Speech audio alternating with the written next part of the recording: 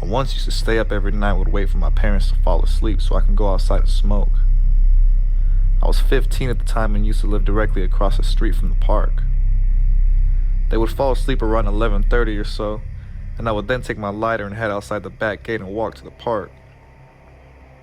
I did this many nights before, so it didn't occur to me that something would happen that night. I went to the park bench and sat down and lit up. I was listening to some music when I got this eerie feeling that someone was watching me. I turned down my music and looked around. I didn't see anything, so I turned the music back up and kept smoking. A few minutes later, I just had that feeling again. I don't know if it was the paranoia or something since I snuck out, but I just felt like I was being watched. I turn around and I see this person at a far distance just watching me, staring at me. I couldn't believe that we were the only people outside and the only thing they decided to look at was me. Just before I can gather any more thought, the person starts to sprint at me, full speed. I dropped whatever I was smoking and ran towards my house. My house was directly across the street, so I made it to the front very fast. But as I was going through my back gate and locking it, I heard the words, "I know where you live," echoing from the sky. I went inside very quietly, but still very shook. I went upstairs and looked out the window, hoping no one followed me, or worse, stepped foot around my house. After an hour of staring out the window, I went to sleep with a million questions on my mind. Who was that person? What did I do? What did they want with me? Do I know them? Next day after was normal, and the week after that, and the month after that. After a while, I finally had the courage to go to the park and smoke once my parents were asleep again.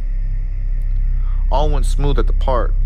I walked back up to my house and locked the gate behind me. As I was about to open the door into my house, I heard a yell say, "Don't forget, I still know where you live," echoing through the night and dark sky.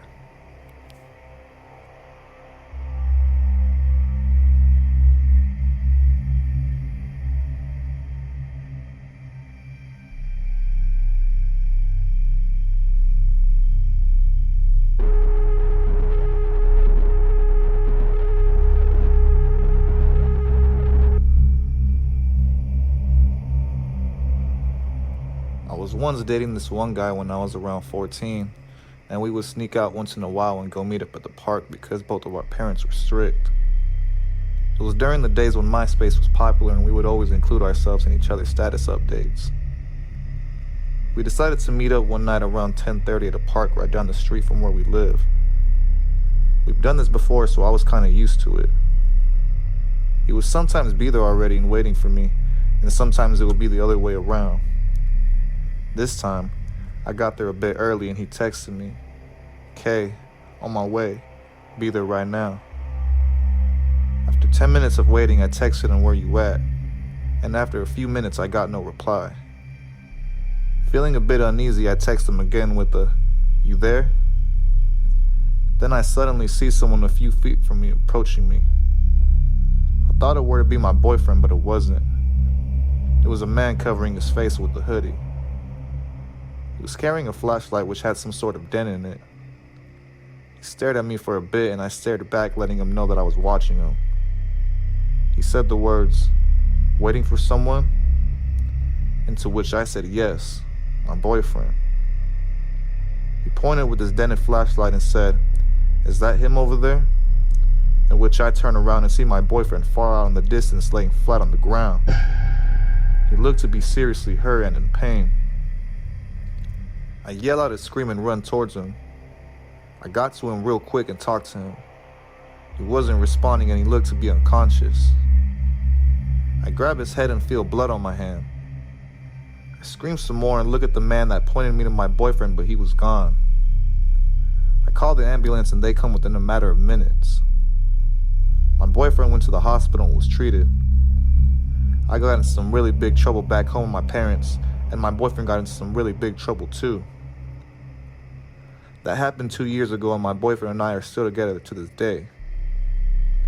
He doesn't remember anything that happened that night or who or what attacked him. I just have a big feeling that the hooded man had something to do with it.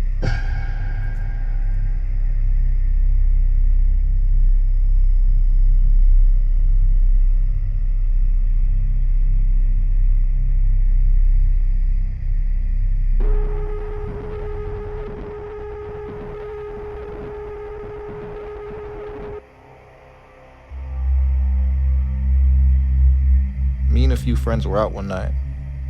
I would say around 11.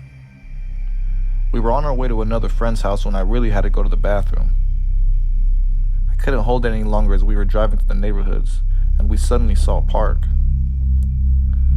I told my friends to stop there as I was only going to be for a few minutes. They pulled up too, and they told me to hurry up as I quickly got out and went to the bathroom. The door was wide open and the light in the bathroom didn't work. The only light it had inside was from the moon shining down outside near the door. I go in and find a stall and do my business. About 40 seconds in, the door slams immediately shut. I yell out a hello and hear nothing. Then someone tries to open my stall door furiously. I yell out, "Leave me alone," and start to panic. Whoever it was didn't want to give up and kept trying to yank it open and started to bash on the door. I quickly crawl underneath the stall to my right and crawl underneath 2 more stalls and get up and see the door to leave. I start to hear footsteps behind me, but I didn't check. I just opened the door and run straight out so fast.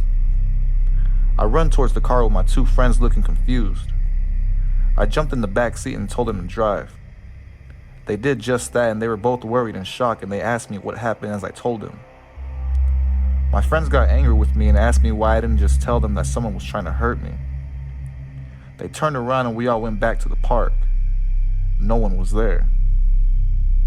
We went inside the bathroom, which gave me the creeps, but still no one was there. I asked them if they saw anyone behind me when I ran out of the bathroom and jumped into the car, and they both replied with a no. We decided to just go to my friend's house and forget about it. Something everybody managed to do but me.